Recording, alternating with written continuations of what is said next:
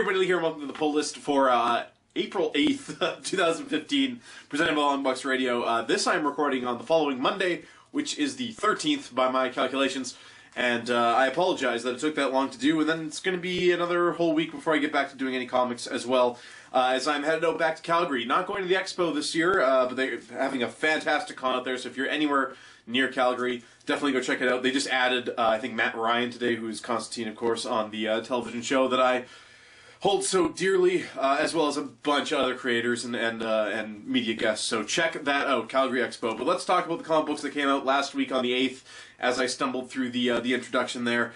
Convergence from DC, holding the line at $4.99 on this one. So this is their big event to kind of rewrite the New 52, kind of bring it back to the status quo as we knew it a couple years ago. And this is how they do it. So this has the unfortunate pleasure of being like the third book of multiverse crossover battle royales. And turns out I like it once, I like it twice, third time.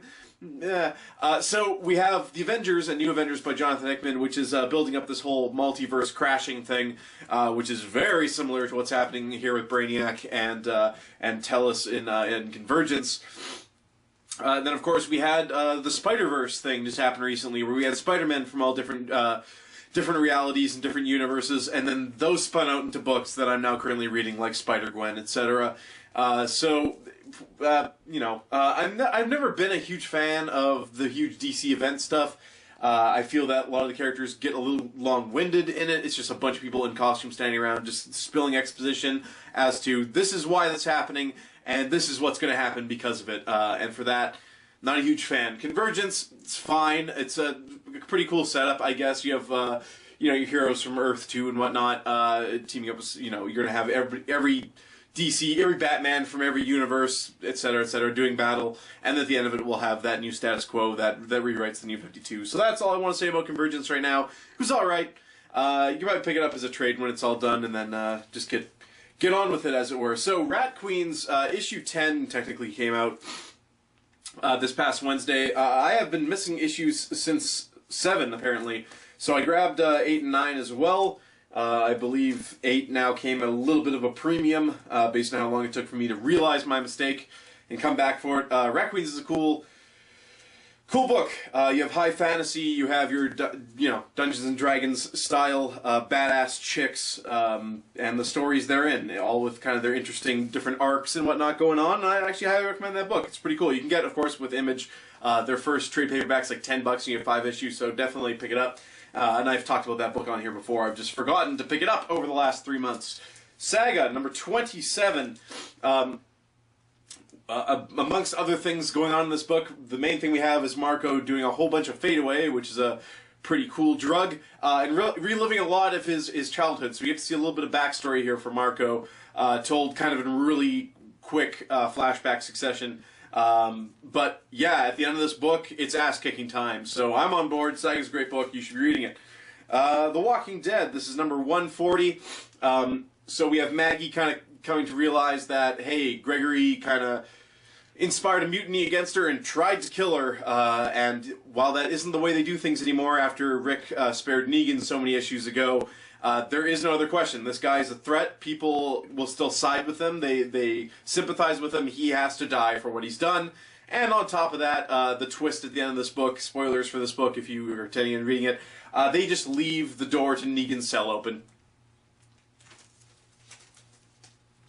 That's what happened. All right, Miles Morales, I don't know how much time has passed per se. It looks to be like a year or so.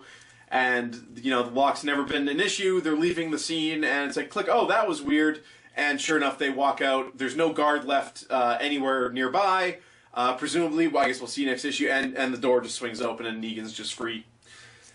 So we'll see what happens. See what kind of body count he can rack up. Miles Morales.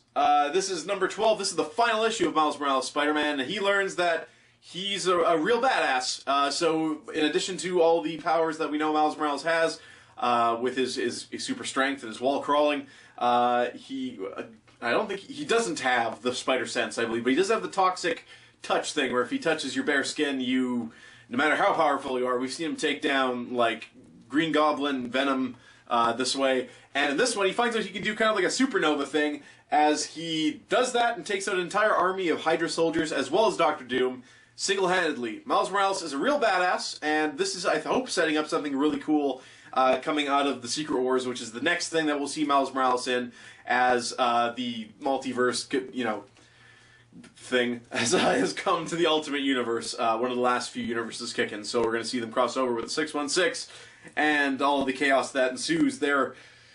So Spider-Man 2099, we have Miguel O'Hara thinking it's a cool idea to, well, he knows he can't mess with the past too much. He's worried already that a suggestion he's made to Alchemax has actually caused them to go on this path to build this superhuman prison, which he believes leads to the alternate future that he experienced in the previous couple issues, in which an evil Hulk is like kind of ruling the world and everything blew up because of nuclear war. He's trying to prevent that. So in trying to talk to Peter Parker and be like, hey, we got to make sure this doesn't happen, this might be the thing that does this, he thinks it's cool to use some kind of cool first aid spray to cure cancer in his friend. That won't affect the future in any way. That's okay. Cure for cancer, obviously, if you didn't know, doesn't exist yet. 90 years, Miguel sets it at when we figure out that we have like an aerosolized cancer healing spray. So hang in there. It's coming. But anyway, so she turns, Tempest is her name, turns into a giant fly beast and sets upon Miguel O'Hara, the Spider-Man 2099. We'll see what happens next issue. So, I got a little more long-winded on these books than I intended to, but it's late, and I'm tired. So like I said, there'll be no pull list this week, per se. The 15th, that'll happen the following week when I'm back from Calgary. I'll probably do a double-up for the pull list that week as well, so expect me to be talking about all kinds of books. If I pick up anything in Calgary, I'll show it there as well, but like I said, not planning to go to the expo. Quickly, let's talk about Daredevil on Netflix. So, that came out this previous Friday. I had no intention of binge watching, which is the popular nomenclature for that. All of the episodes, all 13 episodes of Daredevil, and they're about 50 minutes apiece, so that's a good, 12 and or so hours of just Daredevil content, which at Marvel Studios, or TV studios, or whatever they want to call themselves, a level content, that's excellent. That's more than most any other character. I don't even think Tony Stark has that much, and I love Daredevil, as we all know. So what did I think of the show? I think it started really strong. The first 4 episodes in particular, I can remember pretty vividly. Other than that, there's a couple high points and good points of brilliance throughout. Nearer the end, though, I felt it kind of fell apart, and I believe the reason is they don't know what the fate of that show is. They felt like they want to, the suit reveal is the biggest thing. So in like the last 3 episodes, I think it is, he finally decides, hey, wearing like a really tight-fitting black shirt and a bandana over my eyes isn't the best way to go about fighting armed gangsters. I need some kind of armor, and he realizes that. Kind of spoilers here. He takes a swipe at the Kingpin with a sharp blade and does nothing to him. He's like, "Oh, Kingpin's getting some kind of really lightweight armor. I didn't know that lightweight armor was a thing that could possibly exist." And it's shown multiple times throughout this that he lives in the world of superheroes. He lives in the world where the Avengers leveled Midtown Manhattan only a few years ago. So why he... Anyways, that's beside the point. What it felt like is they rushed through it to just get him in the suit before the show's over. And to be completely honest, it's maybe 10 minutes of Matt Murdock in the Daredevil suit, which is fine. Like, I think he looked cool in the black with the black bandana, but the way they went out of their way to be like, we're going to make a point to put him in the suit before the season's over. What they did with certain named characters that are huge staples in the Daredevil universe, and if you've watched it all, you know what I'm talking about. It felt again like they're like, well, if this is the only shot we get, let's do something different. Let's do something that fans of Daredevil won't be expecting. And they, to be honest, did that. What they did with Wilson Fisk throughout all of his origin story, I thought was very, very well done. The actual like performances between your main characters and Karen and Matt and Foggy, I thought were all very good. I thought the thing was very well cast, as most Marvel stuff tends to be. It's great. I watched the whole thing. I just felt the last little bit was weak. I mean, you put the dude in the suit, and when you put Daredevil in his suit, I want to see him clearing like stories upon stories of goons before he gets to the bad guy. In this, what they got him in the suit to do just didn't seem like it paid off for what they built up the suit to be, as if maybe at some point there was some question of whether or not Daredevil was going forward, if there's going to be a season 2. I'm not sure it's confirmed even at this point. So they felt like, wrap it up, put him in the suit, because this might be it. And the status quo at the end of this thing is, like, if they ended it here, you're like, okay, they've introduced Daredevil, and now he can go on to be in the Defenders or whatever they're trying to get, Heroes for Hire, whatever they're trying to build up. Daredevil's now at the point where he can just easily slip into one of those things. We never need to see his particular story again. I would like to see more. I think that'd be really cool. They kind of took care of one of his main nemesises in a way that he probably won't be showing back up.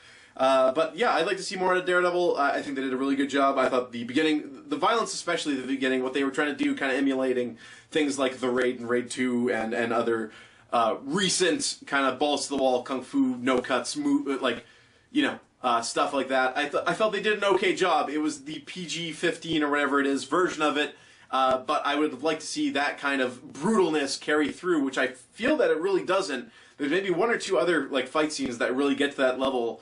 And the latter half of the season is devoid of any of that. He doesn't get into the cool brawls like that. Anyways, that was Daredevil.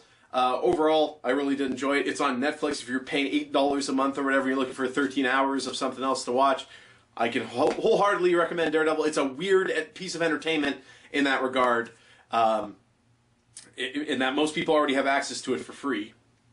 Or you can, jump on the internet or whatever you're going to do. So that's it. That's my long-winded pull list for April 8th. There's some free digital codes here in Miles Morales Spider-Man and Spider-Man 2099, so look for those at the end of the episode, of course. And like I said, I'll be off all of next week. So expect me sometime around April 22nd to 23rd. I'll be talking about everything that came out between now and then, including where Convergence, I guess, ends up going. So that's it. Happy reading. We'll see you again. Thank you for watching.